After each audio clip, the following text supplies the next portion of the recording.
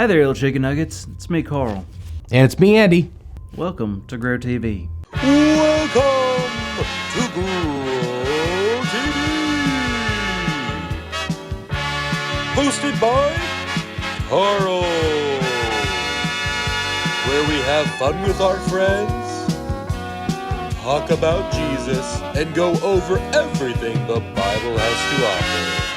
Now once again, welcome to Grow TV.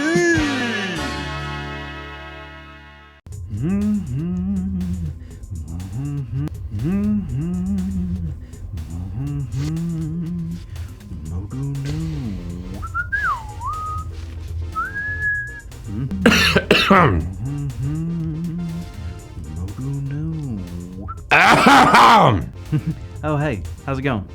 Good, you seem distracted. What are you working on? Oh, this? You probably wouldn't be interested. Okay.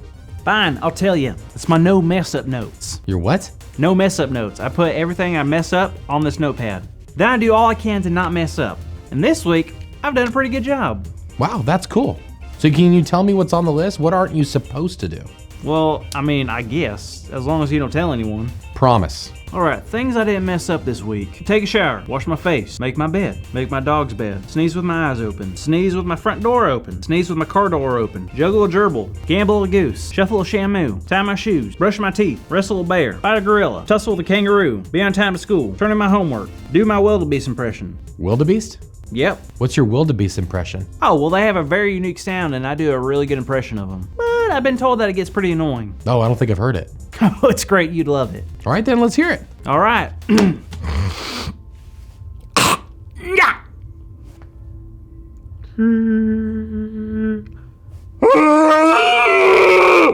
Wow, that is amazing. Also, I can see how that gets annoying. Yeah, back to the list. What? What's wrong? I messed up. No, you didn't. Yes, I did. I was just going over what I haven't done this week, and I just messed up by doing that silly impression. Oh. Oh, yeah, I just messed up my whole week, man. Carl, it's gonna be all right. I think you just need to take a breath, relax, and let's jump into today's story. Fine. Are we still talking about David? We sure are, and this is a story that really shows just how amazing God really is. Wow. Well, I'm looking forward to this then. Well, the story is happening in 2 Samuel, and David is still king of Israel. Did everyone love him? The people of Israel adored King David. He was a warrior, and God was very good to David. Was he still fighting in battles? He was, but in this story, he stayed back home while his armies went to battle. Why is that? I'm not sure if it was because he was getting older, or maybe this specific battle was a small one, or maybe they just didn't need him. But either way, David was at home on his roof. On his roof? What was he doing? Just going for a walk, but it was at this moment that he saw a woman named Bathsheba. That's a funny name. I guess, yeah. Well, David thought she looked really pretty, and so he had his guards go get her, and David fell in love with her, and she became pregnant. Oh, that's so cute. Well, what? The thing is, Bathsheba was married. Yeah, to David. Nope. No. You mean she was married to someone else and then David did what he wanted? Decided to make her his own wife? Yep. That's not right. Not at all. Well, maybe he didn't know. Maybe it was just an honest mistake, right? Andy, tell me he didn't know. Tell me he didn't know. Andy. Well, again? He knew? Come on, David.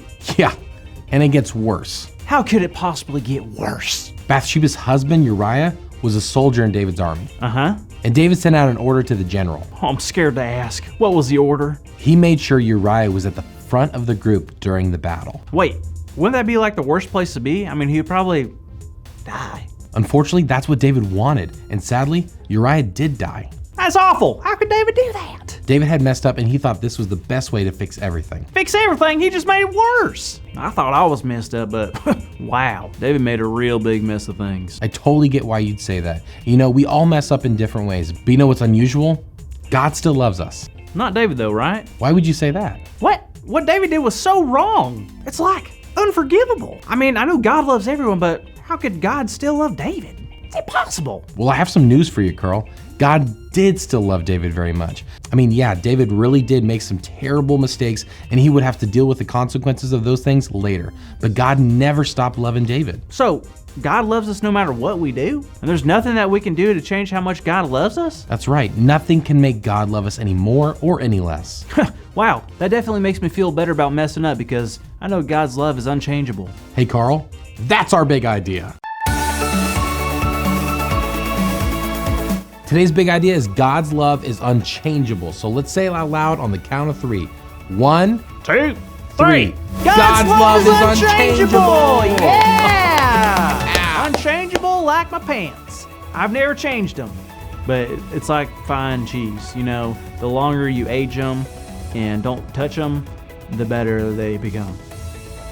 Well, I learned a lot this month. What a unusual and unlikely story David had. I'm glad. So what are you going to do with that notebook? I'll probably get rid of it. Kind of smells like Up Dog anyway. What's up, dog? Not much. What's up with you? I can't believe you fell for that.